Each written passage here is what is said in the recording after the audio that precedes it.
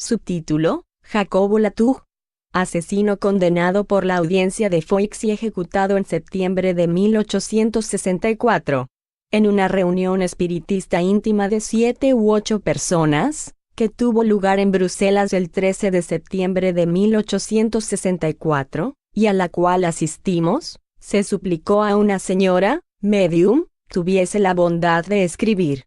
No habiéndose hecho ninguna evocación especial, trazó con agitación extraordinaria, en letras muy grandes, y después de haber roto violentamente el papel, estas palabras: «Yo me arrepiento. Yo me arrepiento».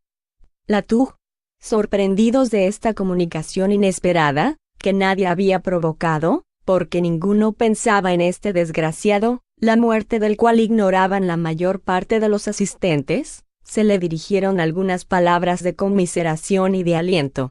Después se le hizo esta pregunta: ¿qué motivo ha podido obligaros a venir entre nosotros antes que a otra parte, puesto que no os hemos llamado? La medium, que lo era también parlante, responde de viva voz: he visto que erais almas compasivas y que tendríais piedad de mí, mientras que otros me evocan más por curiosidad que por verdadera caridad, o bien se alejan de mí con horror. Entonces comenzó una escena indescriptible que no duró menos de media hora. La medium unía a las palabras los gestos y la expresión de la fisonomía, y era evidente que el espíritu se identificó con su persona. Algunas veces fueron tan desgarradores sus acentos de desesperación, pintó sus angustias y sus sufrimientos con un tono tan lastimoso, sus súplicas fueron tan vehementes, que todos los asistentes nos conmovimos profundamente. También los hubo que estaban espantados de la sobreexcitación de la medium, pero pensamos que un espíritu que se arrepiente y que implora la piedad no ofrecía ningún peligro. Si tomó sus órganos, fue para pintar mejor su situación e interesar más en su suerte, pero no como los espíritus obsesores y posesores, con la idea de apoderarse de ella para dominarla.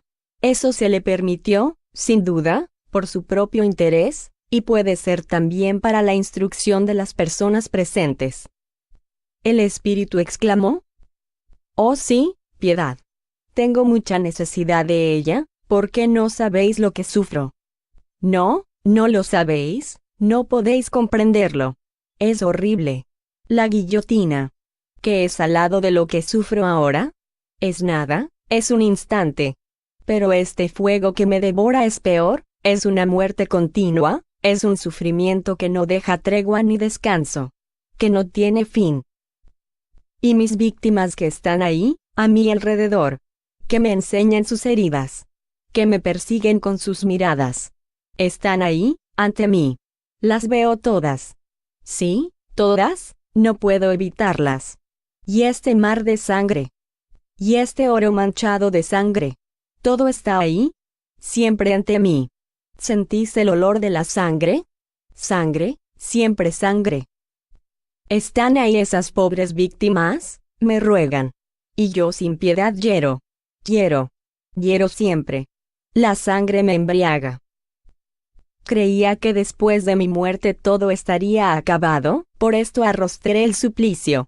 Insulté a Dios, le renegué.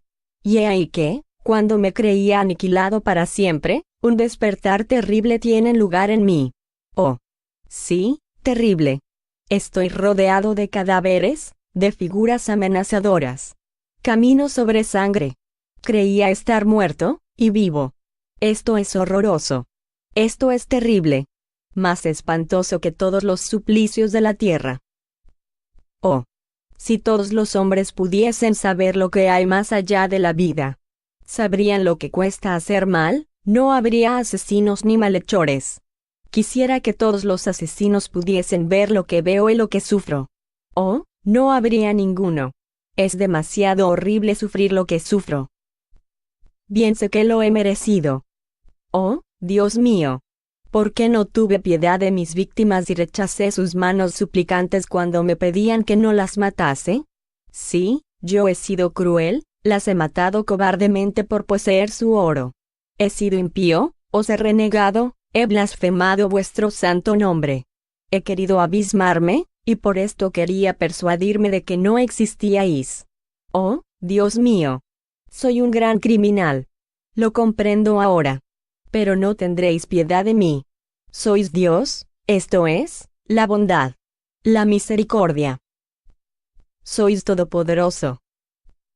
Piedad, Señor. Oh, piedad. Piedad. Os lo suplico, no seáis inflexible, libertadme de esta vista odiosa, de estas imágenes horribles. De esta sangre. De mis víctimas, cuyas miradas me penetran hasta el corazón como puñaladas. Vosotros que estáis aquí, que me escucháis, sois buenas almas, almas caritativas. Sí, lo veo, tendréis piedad de mí. ¿No es verdad? Rogaréis por mí. Oh, os lo suplico. No me rechacéis. Pediréis a Dios que quite de mi vista este horrible espectáculo. Os escuchará porque sois buenos. Os lo suplico, no me rechacéis como yo he rechazado a los otros. Rogad por mí. Los asistentes, conmovidos por sus pesares, le dirigieron palabras de aliento y de consuelo. Dios se le dijo, no es inflexible, lo que pide al culpable es un arrepentimiento sincero y el deseo de reparar el mal que ha hecho. Puesto que vuestro corazón no está endurecido y le pedís perdón por vuestros crímenes, extenderá sobre vos su misericordia si perseveráis en vuestras buenas resoluciones para reparar el mal que habéis hecho.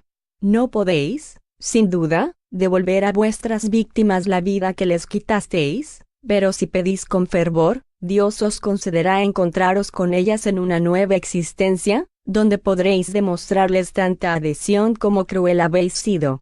Y cuando juzgará la reparación suficiente, entraréis en su gracia. La duración de vuestro castigo está de este modo en vuestras manos. Depende de vos abreviarlo. Nosotros os prometemos ayudaros con nuestras oraciones, y llamar sobre vos la asistencia de buenos espíritus. Vamos a decir a vuestra intención la oración contenida en el Evangelio según el Espiritismo, por los espíritus en sufrimiento y arrepentidos. No diremos la que se reza por los malos espíritus, porque desde luego que os arrepentís, que imploráis a Dios y renunciáis a hacer mal. No sois, a nuestros ojos, sino un espíritu desgraciado y no malo. Dicha esta oración, y después de algunos instantes de calma, el espíritu continuó: Gracias, Dios mío. Oh, gracias. Habéis tenido piedad de mí, estas horribles imágenes se alejan. No me abandonéis. Enviadme vuestros buenos espíritus para sostenerme. Gracias. Después de esta escena, quedó la medium, durante algún tiempo, quebrantada y sin fuerzas, y sus miembros sumamente cansados. Tuvo el recuerdo, desde luego confuso, de lo que acababa de pasar. Después, poco a poco se acordó de algunas de las palabras que pronunció y que decía a pesar suyo.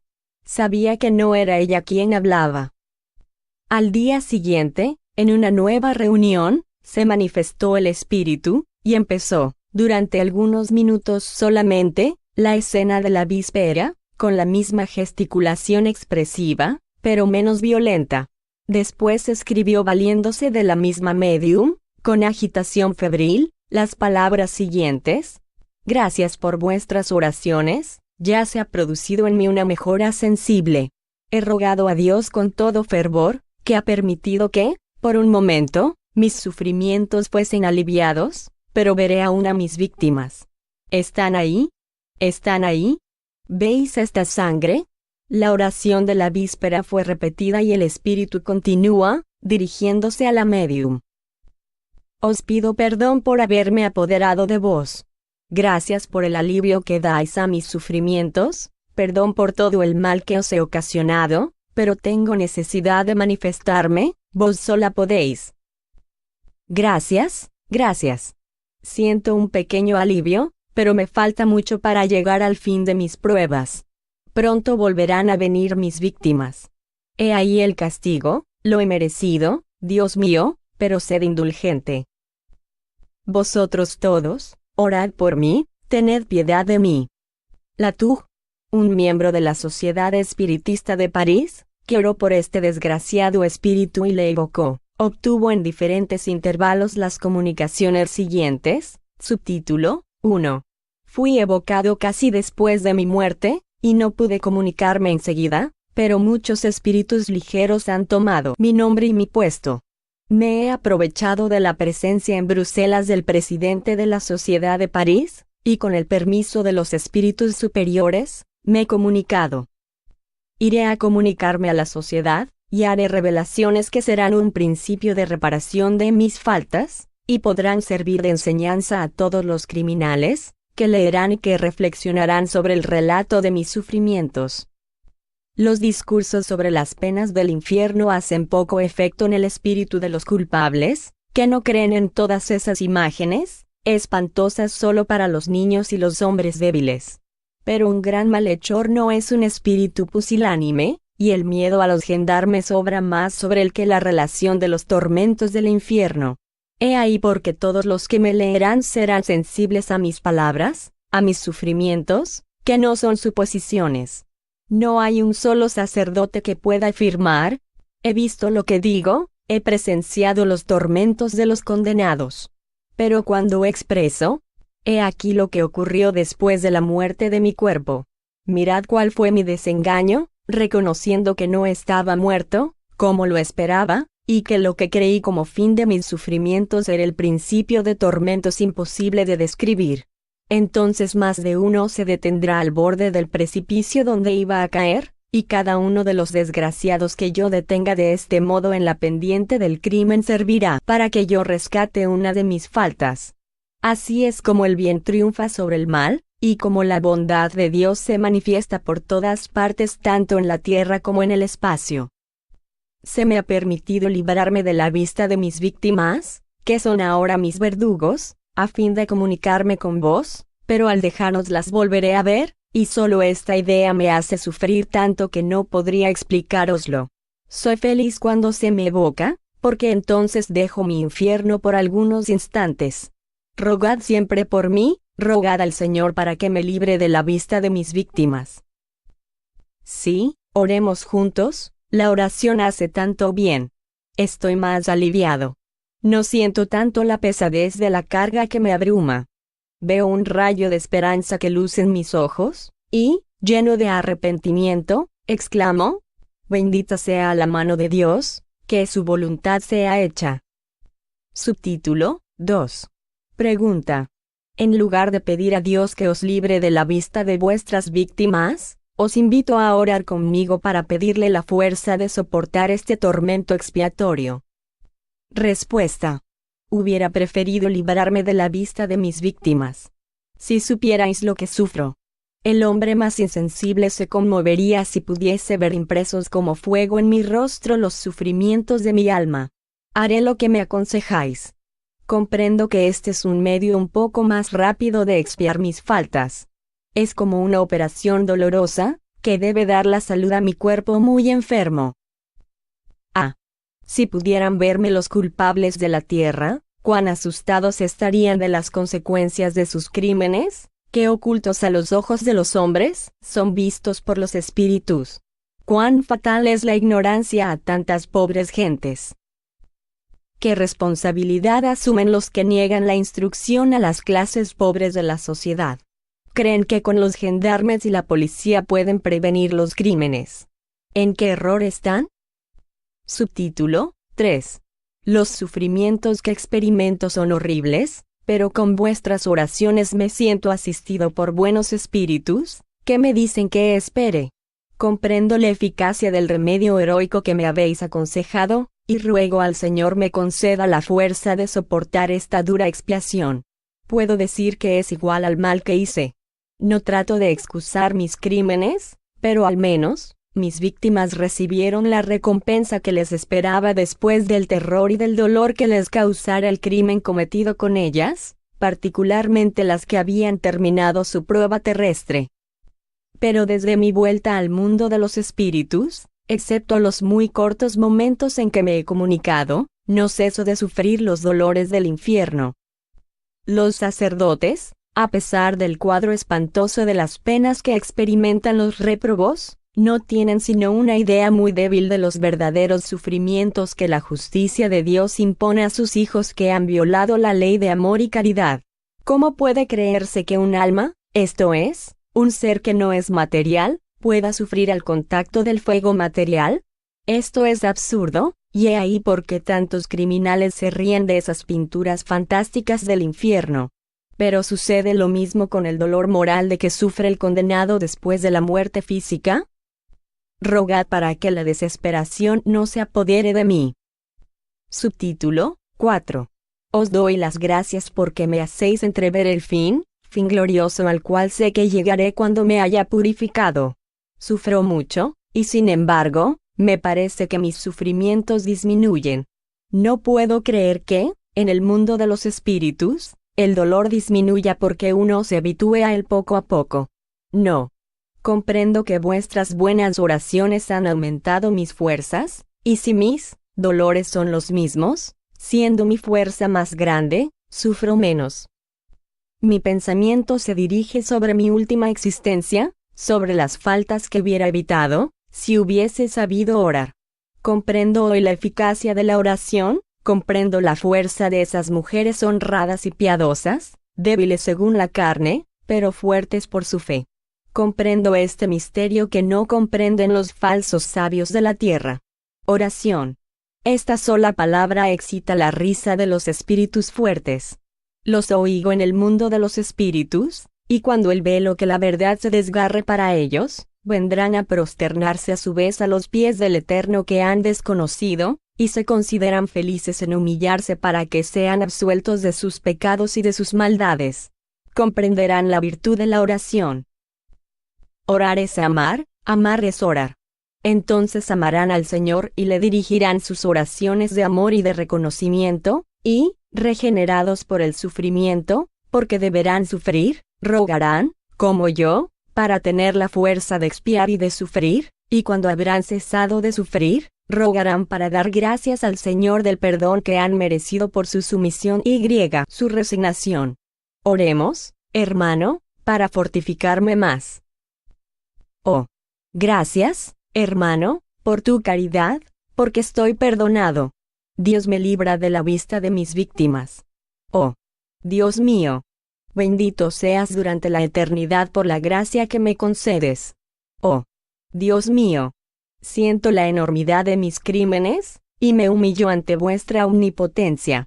Señor, os amo con todo mi corazón y os pido la gracia de permitirme, cuando vuestra voluntad me envíe a sufrir en la tierra nuevas pruebas, que baje a ella, mísero de paz y de caridad, a enseñar a los niños a pronunciar vuestro nombre con respeto. Os pido el poder enseñarles a amaros a vos, el Padre de todas las criaturas. Oh, gracias, Dios mío. Soy un espíritu arrepentido, y mi arrepentimiento es sincero. Os amo tanto como mi corazón tan impuro puede comprender este sentimiento, pura emanación de vuestra divinidad. Hermano, roguemos, porque mi corazón rebosa de reconocimiento. Soy libre, he roto mis hierros, no soy un réprobo. Soy un espíritu en sufrimiento, pero arrepentido, y desearía que mi ejemplo pudiese retener en el umbral del crimen todas esas manos criminales que veo preparadas a levantarse. Oh, deteneos, hermanos, deteneos, porque los tormentos que os preparáis serán atroces. No creáis que el Señor se deje siempre ablandar tan pronto por la oración de sus hijos. Son siglos de tormento los que os esperan. El guía del medium. Tú declaras que no comprendes las palabras del Espíritu. Considera su emoción y su reconocimiento hacia el Señor. No cree poder expresarlo y manifestarlo mejor que tratando de detener a todos esos criminales que ve que tú no puedes ver. Quisiera que sus palabras llegasen hasta ellos, y lo que no te ha dicho, porque lo ignora todavía, es que les será permitido comenzar misiones reparadoras. Irá cerca de sus cómplices a inspirarles el deseo de arrepentirse, y a introducir en sus corazones el germen del remordimiento. Algunas veces se ven personas en la tierra que se creían honradas ponerse a los pies de un sacerdote acusándose de un crimen. Es el remordimiento que les dicta la confesión de su falta. Y si se levantara el velo que te separa del mundo invisible, verías muchas veces un espíritu que fue el cómplice o el instigador del crimen venir, como lo hará Jacobo Latuj, a tratar de reparar su falta, inspirando el remordimiento al espíritu encarnado. Tu guía protector. El médium de Bruselas que tuvo la primera comunicación de la TUG, recibió más tarde la siguiente: no temáis nada de mí. Estoy más tranquilo, pero, a pesar de ello, sufro todavía. Dios ha tenido piedad de mí, porque ha visto mi arrepentimiento. Ahora sufro por este arrepentimiento, que me demuestra la enormidad de mis faltas. Si en la vida hubiera sido bien dirigido, no habría hecho todo el mal que he hecho, pero mis instintos no fueron reprimidos, y obedecí a ellos no habiendo conocido ningún freno. Si todos los hombres pensasen más en Dios, o al menos si todos los hombres creyeran en Él, no se cometerían semejantes maldades. Pero la justicia de los hombres es mal entendida. Por una falta, a veces ligera, se encierra a un hombre en un presidio, que siempre es un lugar de perdición y de perversión. Sale de él completamente perdido por los malos consejos y los malos ejemplos que ha tenido. Sin embargo, si su naturaleza es lo bastante buena y bastante fuerte para resistir al mal ejemplo, al salir del presidio todas las puertas se le cierran, todos le retiran la protección, todos los corazones honrados le rechazan. ¿Qué le queda? El menosprecio y la miseria, el abandono, la desesperación. Si siente en él buenas resoluciones para volver al bien, la miseria le empuja a todo. Entonces también él desprecia a su semejante, lo aborrece y pierde del todo la conciencia del bien y del mal, puesto que se ve rechazado, a pesar de haber tomado la resolución de ser hombre de bien. Para procurarse lo necesario roba, mata a veces, después le guillotinan. Dios mío, en el momento en que mis alucinaciones van a volverme, siento vuestra mano que se extiende hacia mí, siento vuestra bondad que me envuelve y me protege. Gracias, Dios mío. En mi próxima existencia emplearé mi inteligencia, mi bien, en socorrer a los desgraciados que han sucumbido, y en preservarles de la caída.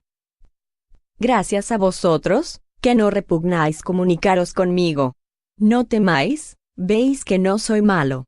Cuando penséis en mí, no os representéis el retrato que de mí habéis visto, sino representados una pobre alma desolada que os da gracias por vuestra indulgencia. Adiós. Evocadme todavía, y rogad a Dios por mí. Latouge. Subtítulo: Estudio sobre el espíritu de Jacobo Latouge. No puede negarse el fondo y la más alta importancia de algunas de las palabras de esta comunicación, ofreciendo además uno de los aspectos del mundo de los espíritus en castigo, sobre el cual, sin embargo, se entrevé la misericordia de Dios. La alegoría mitológica de las Euménides no es tan ridícula como se cree, y los demonios, verdugos oficiales del mundo invisible, que las reemplazan en la creencia moderna, son menos racionales con sus cuernos y sus garfios que esas víctimas que sirven ellas mismas para castigo del culpable.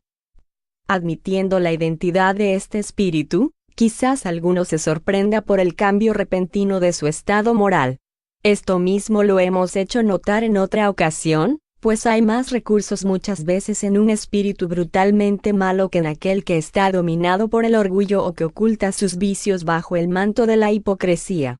Esta vuelta repentina a mejores sentimientos, más bien indica una naturaleza más salvaje que perversa, a la que solo le ha hecho falta una buena dirección. Si comparamos su lenguaje con el de otro criminal que a continuación mencionamos en el título de Castigo por la luz, reconoceremos con facilidad cuál es el más adelantado moralmente, a pesar de su instrucción y de su posición social. El uno obedecía a su instinto natural de ferocidad, a una especie de sobreexcitación, mientras que el otro cometía sus crímenes con la calma y sangre fría de una lenta y perseverante combinación, y después de su muerte, todavía desafiaba el castigo por orgullo. Él sufre, pero no quiere reconocerlo, el otro se ha dominado inmediatamente. De este modo podemos prever cuál de los dos sufrirá más tiempo. Yo sufro, manifiesta el espíritu de Latouge, por ese arrepentimiento que me muestra la enormidad de mis faltas. En esto hay un pensamiento profundo. Verdaderamente el espíritu no comprende la gravedad de sus faltas sino cuando se arrepiente. El arrepentimiento conduce al pesar, a los remordimientos, sentimiento doloroso que es la transición del mal al bien, de la enfermedad moral a la salud moral. Para evadirse de estas sensaciones dolorosas, los espíritus perversos se parapetan contra la voz de su conciencia, como aquellos enfermos que rehúsan el remedio que ha de curarles. Procuran hacerse ilusiones y se embrutecen persistiendo en el mal. La tuja ha llegado a aquel período en que la obstinación concluye por ceder. El remordimiento ha entrado en su corazón, y a ese ha seguido el arrepentimiento. Comprende la extensión del mal que ha hecho, ve su vileza y sufre. He ahí por qué refiere: sufro por este arrepentimiento. En su precedente existencia ha debido ser peor que en esta, porque si se hubiera arrepentido como lo ha hecho hoy, su vida hubiese sido mejor. Las resoluciones que toma ahora influirán sobre su futura existencia terrestre. La que acaba de dejar, por criminal que haya sido, ha marcado para él una etapa del progreso. Es más probable que antes de comenzarla fuese errante, uno de estos espíritus malos y rebeldes obstinados en el mal, como se encuentran tantos. Muchas personas han preguntado qué provecho se podía sacar de las existencias pasadas, puesto que uno no se acuerda ni de lo que ha sido, ni de lo que ha hecho. Esta cuestión está completamente resuelta por el hecho de que si el mal que hemos cometido está borrado y no quedó de él ninguna traza en nuestro corazón, su recuerdo sería inútil, pues no tenemos que preocuparnos de ello. En cuanto a aquel del cual no nos hemos enteramente corregido, lo conocemos por nuestras tendencias actuales.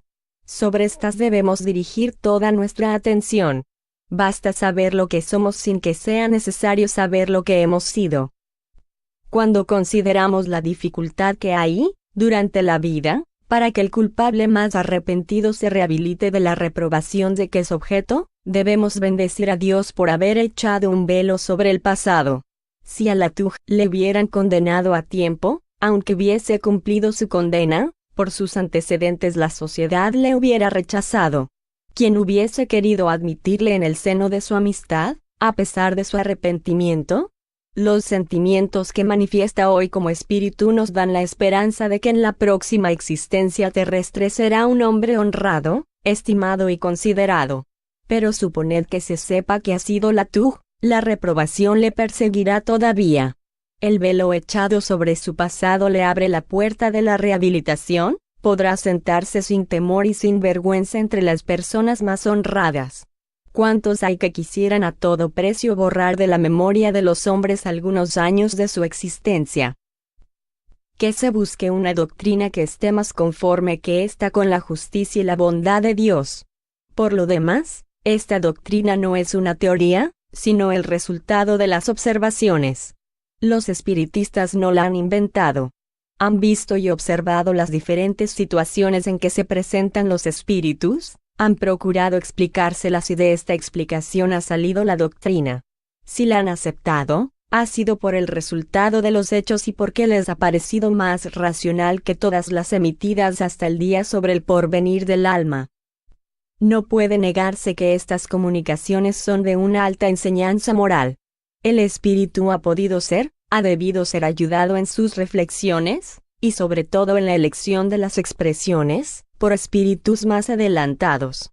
Pero en semejante caso, estos últimos no asisten sino en la forma y no en el fondo, y no ponen jamás al espíritu inferior en contradicción consigo mismo. Han podido poetizar en la tuj la forma del arrepentimiento, pero de ningún modo le hubieran hecho manifestar el arrepentimiento contra su voluntad, porque el espíritu tiene su libre albedrío. Veían en él el germen de buenos sentimientos, por esto le han ayudado a expresarse y han contribuido a su desarrollo, al propio tiempo que han llamado sobre la conmiseración. ¿Puede haber nada más admirable ni más moral, nada capaz de impresionar con más vehemencia que el cuadro de este gran criminal arrepentido, exhalando su desesperación y sus remordimientos, quien en medio de su sufrir, perseguido por la mirada incesante de sus víctimas, eleva su pensamiento hacia Dios para implorar su misericordia? ¿No es un saludable ejemplo para los culpables? ¿Se comprende la naturaleza de sus angustias? Son racionales, terribles, aunque sencillas y sin el carácter de la fantasmagoría. Tal vez alguno podrá admirarse por el gran cambio hecho en un hombre como Latouche. Pero, ¿por qué no se había de arrepentir? ¿Por qué no había de existir en él una cuerda sensible que vibrase? ¿Acaso el culpable está para siempre destinado al mal? ¿No llega un momento en que se hace la luz en su alma? Este momento llegó para Latouche. Esa es precisamente la parte moral de sus comunicaciones, el conocimiento que tiene de su estado, sus pesares, sus proyectos de reparación son eminentemente instructivos. ¿Qué tendría de ser extraordinario que se arrepintiese sinceramente antes de morir? ¿No hubiera dicho antes lo que ha dicho después? ¿No tenemos de ello numerosos ejemplos? Si hubiese vuelto al bien antes de su muerte a los ojos de sus iguales hubiera sido una debilidad. Su voz de ultratumba es la revelación del porvenir que le aguarda. Está en la verdad absoluta cuando declara que su ejemplo es más propio para reducir a los culpables que la perspectiva de las llamas del infierno e incluso del cadalso. ¿Por qué no se presenta a dar estos ejemplos en los presidios? Esto haría reflexionar a algunos, como tenemos de ello muchos ejemplos, pero, ¿cómo se puede creer en la eficacia de las palabras de un muerto, cuando se cree que después de la muerte todo ha concluido? Un día, no obstante, vendrá en que se reconocerá la verdad de que los muertos pueden venir a instruir a los vivos. De estas comunicaciones se desprenden otras instrucciones importantes. En primer lugar, la confirmación del principio de eterna justicia, que el arrepentimiento no basta para colocar a los culpables en el rango de los elegidos. El arrepentimiento es el primer paso hacia la rehabilitación que llama la misericordia de Dios, es el preludio del perdón y de disminuirse los sufrimientos. Pero Dios no absuelve sin condición. Es precisa la expiación y sobre todo la reparación. Esto es lo que comprende Latouche y es a lo que se prepara. En segundo lugar, si se compara este criminal con el de Castelnaudary, se encuentra una gran diferencia en el castigo que se le ha impuesto. En este último el arrepentimiento ha sido más tardío, y en consecuencia, la pena más larga. Esta pena es, además, casi material, mientras que en Latouche el sufrimiento es más bien moral. Esto consiste en que, como hemos dicho más arriba, la inteligencia del uno estaba mucho más desarrollada que la del otro. Era necesario algo que pudiese afectar sus sentidos obtusos. Pero las penas morales no son menos amargas para aquel que ha llegado al grado exigido para comprenderlas. Se puede juzgar de esto por los ayes que exhala Latouche. No son de cólera, sino la expresión de los remordimientos, acompañados muy pronto del arrepentimiento y del deseo de reparar, a fin de realizar su progreso.